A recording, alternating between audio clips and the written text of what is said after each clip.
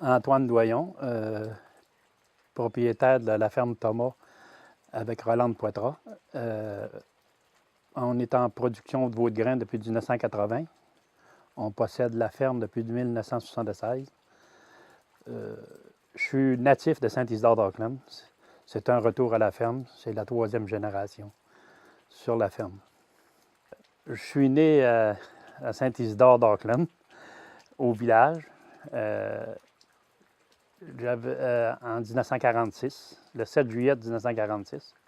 Il paraîtrait que c'était un été très chaud. C'est pour ça que je déteste la chaleur.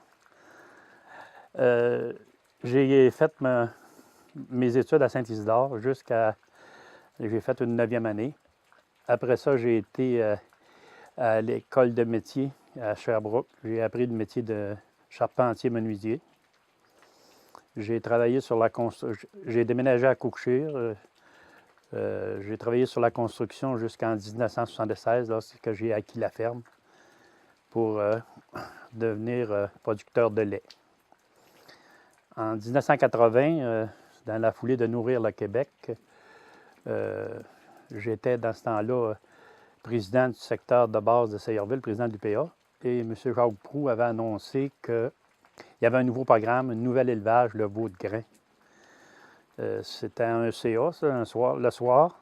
Le lendemain matin, j'appelais au ministère de l'Agriculture et je m'inscrivais pour devenir producteur de veau de grain. J'avais senti l'appel. J'invite les jeunes à venir s'établir à Saint-Isidore. Je regarde là, le village. Je le vois toujours dans... N'importe où je suis sur la ferme, je le vois toujours. Je vois toujours mon église. Et je suis très fier du village. C'est un des seuls villages qui est à la campagne. Il n'y a pas de route numérotée chez nous. Beaucoup de gens pensaient que c'était un inconvénient, mais moi, j'ai toujours trouvé que c'était un avantage. Personne ne sait à peu près où on est. On est un des plus beaux villages, pas trop connu, juste assez pour qu'on ait une qualité de vie un peu mieux qu'ailleurs. Je trouve. C'est tranquille. On a un bon système d'aqueduc et d'égouts. On a des écoles. On a la station, les pompiers. On a l'OTJ qui est très, très bien développée. On a Saint-Isidore en action qui fait toutes sortes de projets. C'est dynamique tout en étant cool. Quand on a le goût de faire quelque chose, on le fait.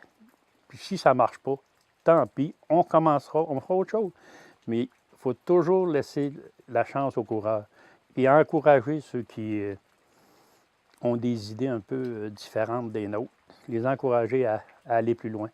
Moi, c'est le souhait que je souhaite pour mon village, pour les jeunes qui viennent s'établir. Si jamais un jeune vient s'établir dans mon coin, puis qu'il a le goût d'avoir de l'aide, des conseils, je serai toujours là pour l'aider, moi. Le goût un peu du risque, le goût du changement. Aimer aussi un peu, je ne veux pas dire la solitude, mais on n'est pas dans la grande ville. Mais la grande ville est proche. Pour nous autres, pour moi et ma blonde, là, Sherbrooke, pour nous autres, ça n'a jamais été un problème. Elle a travaillé pendant 30 ans de temps à Sherbrooke, de 3h30 à minuit, puis elle n'a jamais trouvé que c'était un problème. C'est pas loin, mais il faut être capable de s'organiser. Nous, on ne s'est jamais beaucoup impliqué. Bien, il ne faut pas que je dise ça, là. Ma femme a été la première conseillère femme à Saint-Isidore. Elle a été la première administratrice à coop femme. Elle n'est pas une autochtone. On lui a fait sentir longtemps mais elle ne s'est jamais elle a toujours passé par-dessus ça, de dire, ben, regarde, là, c'est leur problème, moi, j'en ai pas de problème. C'est une fonceuse. C'est pour ça que ça a bien été, moi et elle. On a des caractères très semblables. On ne s'en fait pas avec ce que les gens disent. On fait ce qu'on a envie de faire. Bien, moi, j'ai toujours dit que quand on arrive dans un nouveau territoire, que c'est n'importe quel village, je dis ça aux nouveaux arrivants, essayez pas de changer le village. Moi, quand je suis revenu sur la ferme, j'avais, je me souviens plus, peut-être pas loin de 30 ans. J'avais déjà travaillé sur la ferme, je passais tous mes étés sur la ferme ici, mais je n'ai pas essayé d'aller dire aux autres comment faire. J'ai été lui demander des conseils.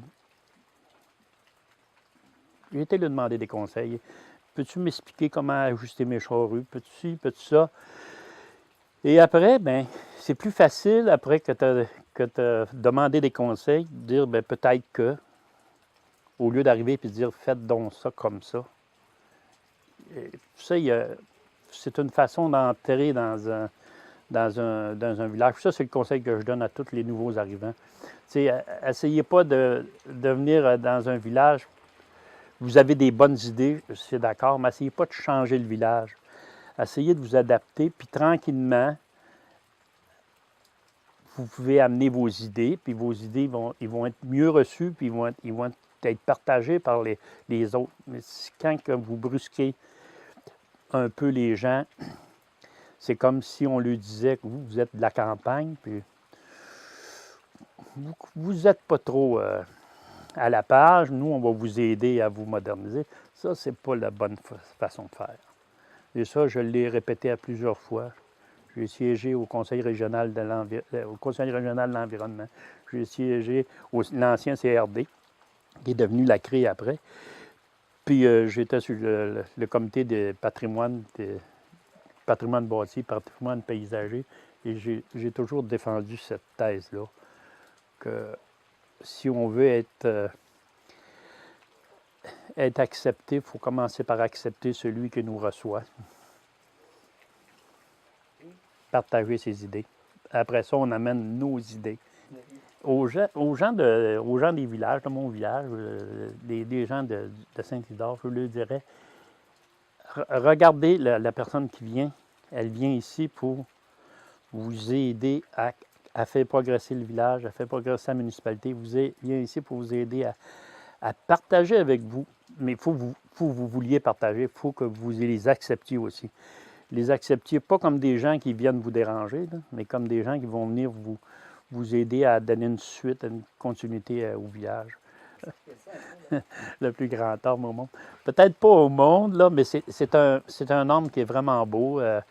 Il mesure à peu près 51 pouces de diamètre à la base. Il a 135 pieds de haut. Puis le panache, on me dit qu'il avait 125 pieds de panache en largeur. Il est droit, c'est comme un parasol, il est très beau. Il persiste, il survit. Quand on voit un orme qui sèche autour, on se range pour le faire couper. Mon oncle en avait ici puis, cette année, puis il les a tout coupés. Lui aussi, ça a déjà resté ici. Là. Lui aussi, il est fier de cet arbre-là. Puis, tant et aussi longtemps qu'on ne va pas le conserver, on va essayer de le garder.